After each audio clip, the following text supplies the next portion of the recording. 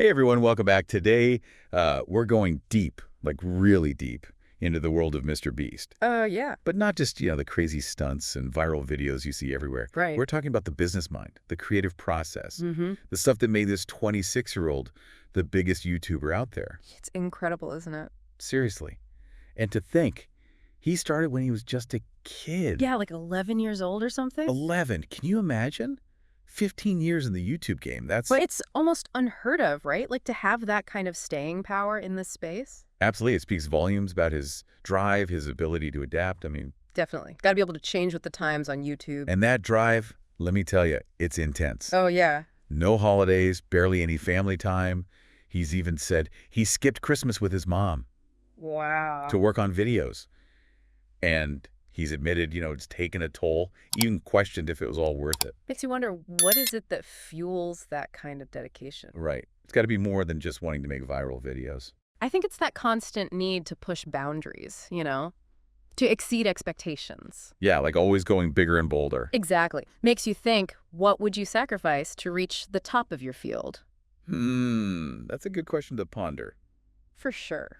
Okay, but enough about the early days. Let's Yeah. talk about Beast Games. Oh, yeah. His new show. This thing is causing a stir, and for good reason. It's huge. It's massive. We're talking 1,000 contestants, a private island as the grand prize. A private island. You heard that right. Yeah. And millions of dollars given away. That's classic Mr. Beast. But here's the kicker. Over 1,000 cameras used in production. Nice. More than any other show in history. Can you believe that? He's always got to be pushing the limits. It's a gamble, no doubt. But he's aiming to change the whole reality TV game. How so? Well, you know how most reality shows are all about the drama and the manufactured storylines? Yeah, those cutaways and confessionals. Exactly. He's minimizing all that, focusing on genuine interactions between the contestants. So, like, more authentic. Yeah, he calls it creating a mini society within the game. Interesting. So is he, like, responding to the criticisms of traditional reality TV? I think so. It's like he's saying, there's a better way to do this. Bold move. And what's even crazier, he said his goal wasn't to make money from the show. Really? Yeah, just to make the greatest show possible. That's a direct quote. Huh. That says a lot about his approach, doesn't it? It really does. It's not just about the bottom line for him. It's about pushing creative boundaries. And giving back, let's not forget the millions he gives away. True. That's a big part of his brand. It's definitely not something you see every day in the entertainment industry. Not at all. This guy's playing a different game. But hold on. It gets even more interesting. Because he's also got some pretty surprising views on the whole creator economy thing. What do you mean? Especially when it comes to YouTubers launching their own products. His advice might surprise you. Well, now I'm intrigued. Lay it on me. You'd think he'd be all about encouraging creators to become entrepreneurs, right? Yeah, kind of the whole hustle culture mentality.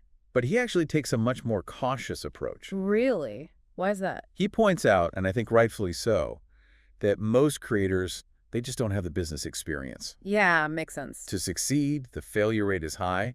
Plus, there's the potential opportunity cost of losing brand deals. Ah, so you're giving up those big sponsorships to focus on your own product. Exactly, and that could be a huge gamble. Especially if the product doesn't take off. And even he's had his struggles, with Feastables, his chocolate brand. Oh, yeah, I've seen that around. He's talked openly about early mistakes, packaging redesigns, even the difficulties of ethical sourcing. Huh. So it's not as easy as just slapping your name on something and watching the money roll in. Not at all. Even for Mr. Beast, there's a lot of hard work and learning involved. Makes you realize it's a serious business. Definitely. What's really interesting is his advice goes against that whole hustle harder narrative. Oh, yeah, everyone's always saying grind, grind, grind. Right. But he actually suggests partnering with established companies, focusing on royalties. So like leveraging their expertise and infrastructure. Exactly. And not trying to do everything yourself. Huh. Work smarter, not harder kind of thing. It makes you wonder, is this a sign of his business maturity or just the luxury of being at his level? That's a great question. It really gets to the heart of what it takes to succeed in this world. Doesn't it? Is it about relentless hustle, strategic partnerships, or something else entirely? I think it's probably a combination of all of those things. Likely. But speaking of strategy, you want to know something cool? Always up for some insider knowledge. We actually got Mr. Beast to share some of his secrets to creating viral content. Seriously, spill the tea. He revealed 3 key questions he asks himself before making any video. Okay, I'm all ears. This is gold. Trust me, pay attention. This is the nitty-gritty of his content formula. First up, is this video original? Makes sense. Gotta stand out from the crowd. Right. He even used this analogy of the purple cow. Purple cow. Like, imagine a field full of brown cows, then you see a purple one. Okay, I get it. You definitely remember that. Exactly. It's about being different, being memorable. Don't blend in with the herd. Nope, got to make a statement. And that leads us to his second question. Which is? Am I putting in maximum effort? He really emphasizes quality over quantity. Like, better to have one amazing video than 100 mediocre ones. Exactly. Focus your energy where it matters most. Solid advice. And his third question. This shows his commitment to constant improvement. Oh, tell me more. What am I improving from last time? He's always analyzing, looking for ways to get better. So it's like a continuous feedback loop. Absolutely. Always striving to outdo himself. And this isn't just about making videos. A cool mindset, right? Exactly. It's about having a long-term vision and pursuing it relentlessly. It's kind of inspiring, isn't it? It is. It makes you want to step back and look at your own work, your own projects. Yeah, am I pushing myself enough? Am I being original? Am I getting better? Right. And I think that's what makes Mr. Beast so fascinating. He's not just a YouTuber. He's a force of nature. He really is. Always challenging the status quo, inspiring others to do the same. He's definitely a unique figure. And to think, we've only just scratched the surface. I know, right?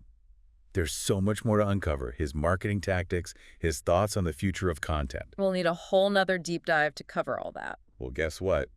You're in luck. Because in part 2, we're going even deeper. Can't wait. Trust me, you don't want to miss it. So what else did we miss about Mr. Beast? Well, remember when we were kind of playing that little game with him? Pretending to be creators, trying to market a blender? Oh, yeah. The goddamn good blender, I think it was. Right. And his advice there, like, it was spot on, even just playing along. Yeah, what was it that stood out to you? He didn't just jump to, like, the big, crazy viral ideas right away, you know what I mean? Like, you'd expect him to go straight for the spectacle. Exactly.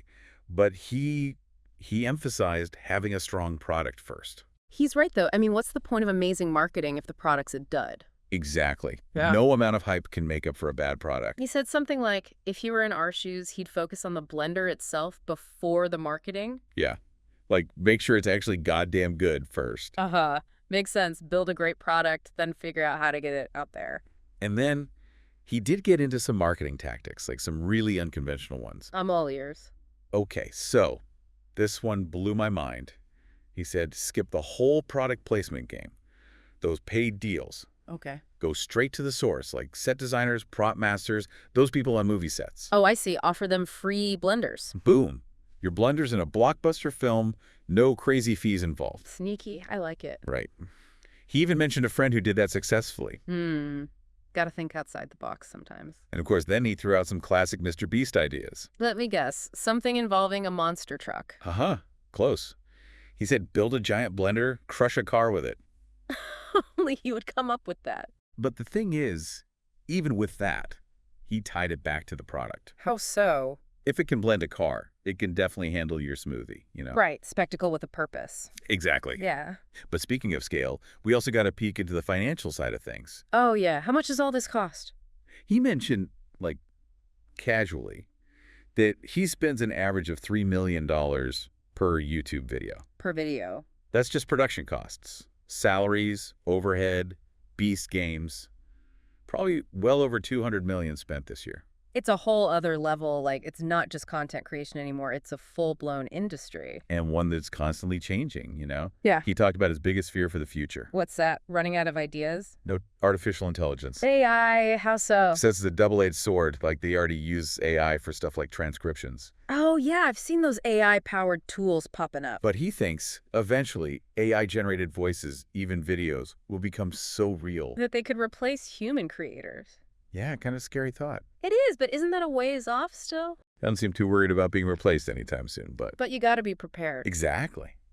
His advice, surround yourself with people who get AI, how it could impact your field. Smart move, like stay ahead of the curve. Right. Don't fear the future. Be ready for it. So we've got dedication, creativity, business smarts. Anything else we've learned about Mr. Beast? Oh, there's one more thing. Remember that whole blender scenario? The goddamn good blender. Yeah, what about it? Oh, turns out I actually co-own a blender brand with another YouTuber. Wait, seriously, you were playing us this whole time? Maybe a little. I wanted his real advice, you know? If I said I was involved, he might have held back. That's sneaky, but hey, all's fair in deep dives, right? Right. And his insights were gold, especially about retail strategy, making sure the product's top-notch. Like no cutting corners, even if it's just a blender. Exactly. It proves that even for him, success takes planning, execution. So it's not just about the Mr. Beast name. The product's got to stand on its own, too. For sure. And that's actually a perfect segue into our final part. Oh, there's more. We're going even deeper. Trust me, you don't want to miss this. All right, so we've had our fun with blenders. Yeah, quite a journey. But let's zoom out for a second. Look at the bigger picture, you know.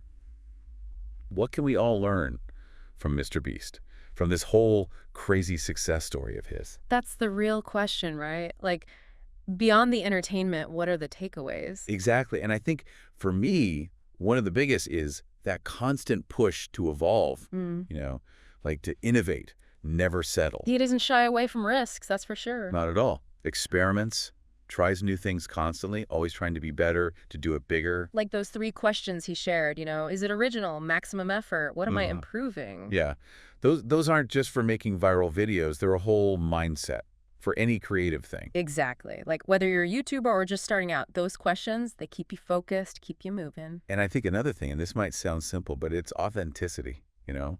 Mr. Beast is just, he's himself. He doesn't try to be anyone else, and that comes through. You can feel it. Yeah, genuine, passionate. And it's not just in the videos, it's in his business decisions, too. Like, he's open about his mistakes. He's willing to learn. Right. It's not about pretending everything's perfect. It's about building something real, something that lasts. So yeah, authenticity matters, being adaptable matters, hard work, all that good stuff. It's a good reminder for all of us, you know. Success isn't about being flawless. It's about showing up, being you, and putting in the effort. Couldn't have said it better myself. So as we wrap up this whole deep dive, I got to say, I'm feeling pretty inspired, energized. Yeah, it's contagious, that energy he has. It really is. Like proof that with hard work, creativity, a willingness to push boundaries, anything is possible. Seriously, it's been a wild ride exploring his world. He's a true innovator. What's he going to do next? Who knows? Yeah. But hey, maybe one day we'll be doing a deep dive into your story. You know? Oh, stop. You're going to make me blush. But seriously, folks, before you go, hit that subscribe button, the notification bell, all that jazz, so you don't miss any future deep dives. And if you're loving the show, feeling generous, head over to Patreon. Links in the description. Support the show, get some bonus content, win-win, right? Absolutely. Every little bit helps. And hey, let us know what you thought of this episode. In the comments, always love hearing from you. Yeah, what other fascinating minds should we dive into? Exactly. So, until next time, keep exploring, keep learning, keep pushing those boundaries, and remember, sometimes the biggest risks lead to the biggest rewards. Wise words. See you all next time.